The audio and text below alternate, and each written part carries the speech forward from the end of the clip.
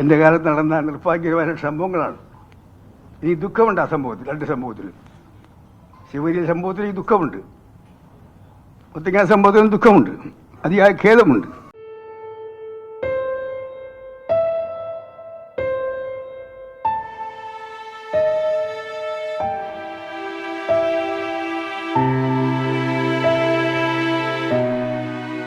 Arrest ചെയ്തതിനു ശേഷം പോലീസിന്റെ വണ്ടിയിലേക്ക് കയറാൻ നേരം പോലീസ് ഒറ്റ ചവിട്ടായിരുന്നു.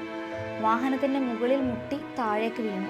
വണ്ടിയിൽ കയറിയതിനു ശേഷമുള്ള മർദ്ദനത്തെപ്പറ്റി എങ്ങനെ പറയണമെന്നറിയില്ല. തേനീച്ചക്കൂട്ടം ഇളകി വന്നതുപോലെയായി എല്ലാ പോലീസുകാരും. എങ്ങനെയെല്ലാമാണ് അടി വരുന്നതെന്ന് മനസ്സിലായതുമില്ല. CK ജാനു പറഞ്ഞ വാക്കുകളാണിവ. ഇതുപോലെ കേൾക്കുമ്പോൾ മനസ്സ് മരവിച്ചു പോകുന്ന അനുഭവങ്ങളാണ് മുത്തങ്ങയിൽ അന്നുണ്ടായത്.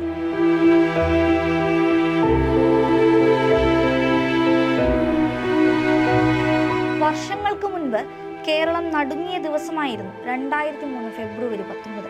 ജീവിക്കാനുള്ള അവകാശം ഉയർത്തിപ്പിടിച്ച് നടന്ന മുത്തങ്ങ സമരത്തിന് നേരെയുള്ള പോലീസ് നരനായാട്ട് നാം ആരും മറക്കാനുമിടയില്ല. UDF ഭരണകൂടം അതിക്രൂരമായി അടിച്ചമർത്തിയ സമരത്തിൽ 21 വർഷങ്ങൾക്കിപ്പുറം അന്നത്തെ മുഖ്യമന്ത്രി AK ആന്റണി കുറ്റസമ്മതവുമായി എത്തിയിരിക്കുകയാണ്. മുത്തങ്ങയിൽ നടന്ന UDF കാലത്തെ പോലീസ് നടപടികളെക്കുറിച്ച് അതിയായ ദുഃഖമുണ്ട് എന്നായിരുന്നു വാർത്താ സമ്മേളനത്തിലെ AK ആന്റണിയുടെ പ്രതികരണം. എൻ്റെ കാലത്ത് നടന്ന നിർഭാഗ്യകരമായ സംഭവങ്ങളാണ്.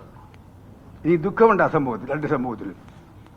ശിവഗിരി സംഭവത്തിൽ ഈ ദുഃഖമുണ്ട്, മുത്തങ്ങ സംഭവത്തിലും ദുഃഖമുണ്ട്, അതിയായ ഖേദമുണ്ട്. എൻ്റെ കാലത്ത് നടന്നുള്ള എല്ലാ ഇതുപോലുള്ള ആക്ഷൻസ് എല്ലാം ദുഃഖം കൊണ്ട് എനിക്ക് ചെയ്യും. പക്ഷെ ഭരണാധികാരികൾക്ക് ചിലപ്പോൾ അവർക്ക് ചില കടമകളുണ്ട്, കടമ നിർവഹിക്കേണ്ടി വരും. അധികാരത്തിലിരിക്കുമ്പോൾ പലപ്പോഴും ഇതുപോലെ സംഭവങ്ങൾ ഉണ്ടാകും. ഒരു കുട്ടിയെ തല്ലുന്നത് കണ്ടിട്ടില്ല, ഒരു സ്ത്രീയെ തല്ലുന്നത് കണ്ടിട്ടില്ല. അതിനകത്ത് മിക്കവാറും തല്ലിയവരെയൊക്കെ മുട്ടിന് താഴെ മാത്രമാണ് പോലീസുകാർ തല്ലിയത്, മുട്ടിന് താഴെ മാത്രം. ഇത്ര മാത്രം പ്രൊവോക്കേറ്റീവായ ഒരു സ്ഥലത്ത് വെടിവെച്ചിട്ട് ഒരു ആദിവാസി മാത്രമേ മരിച്ചു പോകുന്നത്. പന്തം കൊടുത്ത് നിന്നവനാ വെടികൊണ്ടത്. രാജ്യത്തുണ്ടായ ഏറ്റവും വലിയ മനുഷ്യാവകാശ ലംഘനങ്ങളിലൊന്നാണ് മുത്തങ്ങയിൽ നടന്നത്. ഭരണകൂട ഭീകരതയുടെ ഒരു മുഖം. ആദിവാസി സമൂഹം സാമൂഹ്യനീതിയെ മുൻനിർത്തി നടത്തിയ സമരപ്രഖ്യാപനത്തെ അതിക്രൂരമായാണ് കോൺഗ്രസ് സർക്കാർ അന്ന് അടിച്ചമർത്തിയത്. സ്ത്രീയെന്നോ പുരുഷനെന്നോ എന്തിന് കുട്ടികളെന്ന് പോലും നോക്കാതെ പോലീസ് മുത്തങ്ങയിലെ ആദിവാസി മനുഷ്യരെ തല്ലിച്ചതച്ചു. മുന്നിൽ കാണുന്ന എല്ലാവരെയും മർദ്ദിക്കുന്ന അങ്ങേയറ്റം മനുഷ്യത്വരഹിതമായ നടപടിയാണ് പോലീസ് അന്നവിടെ നടത്തിയത്. വന്യജീവി സങ്കേതം കയ്യേറിയെന്ന കള്ളക്കഥ കെട്ടിയുണ്ടാക്കി കോൺഗ്രസ് ഭരണകൂടം വയനാട്ടിലെ ആദിവാസി സമൂഹത്തെ നേരിട്ടു. പോലീസ് അടി തുടങ്ങിയപ്പോൾ 9 മാസം പ്രായമുള്ള കുഞ്ഞുമായി കാട്ടിലേക്ക് ഓടിപ്പോകേണ്ടി വന്ന അമ്മ വനത്തിലകപ്പെട്ടത് ദിവസങ്ങളോളമാണ്.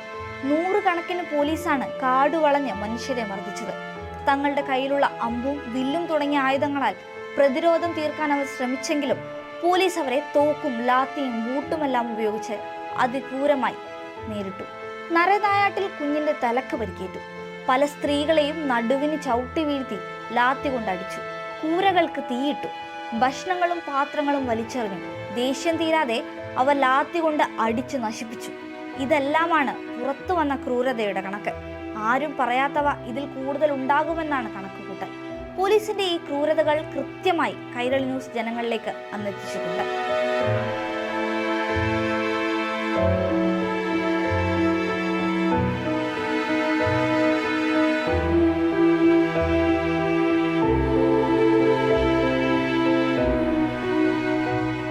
മേൽ പറഞ്ഞ അത്രയും ക്രൂരത ഒരു സമൂഹത്തിന് നേരെ പ്രയോഗിച്ച സർക്കാരാണ് AK ആന്റണി സർക്കാർ.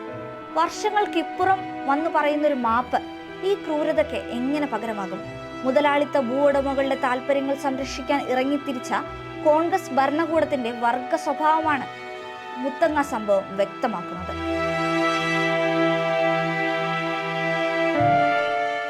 പത്ത് വർഷങ്ങൾക്കിപ്പുറമാണ് AK ആന്റണി വാർത്താ സമ്മേളനം വിളിക്കുന്നത്. അതിൽ പറഞ്ഞ കാര്യങ്ങൾ അദ്ദേഹം പ്രതീക്ഷിച്ചതുപോലെയൊന്നും ആയില്ല എന്നത് മറ്റൊരു സത്യം.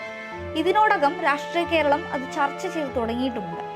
വൈരുദ്ധ്യങ്ങളും പൊള്ളയായ അവകാശവാദങ്ങളും നിറഞ്ഞു നിന്നതായിരുന്നു AK ആന്റണിയുടെ വാർത്താ സമ്മേളനം. തന്നെ പ്രതിക്കൂട്ടിൽ നിർത്തുന്നതുമായുള്ള പല കാര്യങ്ങളും അദ്ദേഹം അവിടെ പറഞ്ഞു. മുഖ്യമന്ത്രിയായിരുന്ന കാലത്തെ ശിവഗിരി മഠത്തിലെ പോലീസ് അതിക്രമം, മാറാട് കലാപം എന്നിവയിലെ അന്വേഷണ റിപ്പോർട്ടുകൾ പുറത്തുവിടണമെന്നായിരുന്നു AK ആന്റണിയുടെ ആവശ്യം.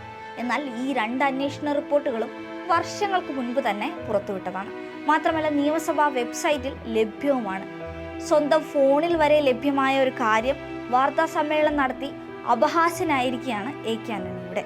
തനിക്കു വേണ്ടി സംസാരിക്കാൻ ആരുമില്ലാത്തതുകൊണ്ടാണ് ഇപ്പോൾ മാധ്യമങ്ങളെ കാണാൻ തീരുമാനിച്ചതെന്ന ആന്റണിയുടെ വാദം വിരൽ ചൂണ്ടുന്നത് പാർട്ടിയിൽ ഒറ്റപ്പെട്ടുപോയ AK ആന്റണി എന്ന കോൺഗ്രസ് നേതാവിന് നേരെയാണ്.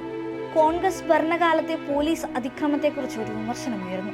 അതിന് മറുപടി പറയാൻ പോലും ഇപ്പോഴത്തെ പ്രതിപക്ഷത്തിനെ കൊണ്ട് സാധിക്കുന്നില്ല എന്ന നിലയിലും ആ വാർത്താ സമ്മേളനത്തെ കാണാം. സ്വന്തം നേതാവിനെ കുറിച്ച് ഉയരുന്ന വിമർശനങ്ങൾക്ക് മറുപടി പറയാൻ പോലും കഴിയാത്ത അവസ്ഥയിലാണിപ്പോൾ പ്രതിപക്ഷം. രാഹുൽ മാങ്കൂട്ടത്തിൽ വിഷയത്തിൽ തകർന്നിരിക്കുന്ന കോൺഗ്രസിന് ഇനി ഒന്നിനും വയ്യാത്ത അവസ്ഥയിലാണ്. കൂടാതെ PK ഫിറോസിനെ കുറിച്ചുള്ള വെളിപ്പെടുത്തലുകളും UDF മുന്നണിക്ക് ക്ഷീണം കൂട്ടിയിട്ടുമുണ്ട്. ഏറ്റവും അവസാനത്തെ ചേരിതിരിഞ്ഞുള്ള നേതാക്കളുടെ പോരും VD സതീശന് നേരെ നടക്കുന്ന സൈബർ അറ്റാക്കുമെല്ലാം കൊണ്ട് UDFന് തീരെ വയ്യ. അതിന്റെ കൂടെ നിയമസഭയിലെ അടിയന്തര പ്രമേയങ്ങളിൽ വാങ്ങുന്ന തിരിച്ചടികൾ വേറെ. ഈ കാര്യങ്ങൾ എല്ലാത്തിനുമപ്പുറം അടുത്ത നിയമസഭാ തെരഞ്ഞെടുപ്പിന് ശേഷം തനിക്ക് പല കാര്യങ്ങളും പറയാനുണ്ടെന്ന ആന്റണിയുടെ വെളിപ്പെടുത്തലുകൾ പല കോൺഗ്രസ് നേതാക്കളുടെയും നെഞ്ചിടിപ്പ് കൂട്ടിയിട്ടുണ്ടെന്ന് വേണം മനസ്സിലാക്കാൻ. ഏതൊക്കെ നേതാക്കൾ എങ്ങനെയൊക്കെ വെട്ടിലാകാനാണ് സാധ്യതയെന്ന കാത്തിരിപ്പിലാണ് ഇപ്പോൾ രാഷ്ട്രീയ കേരളം.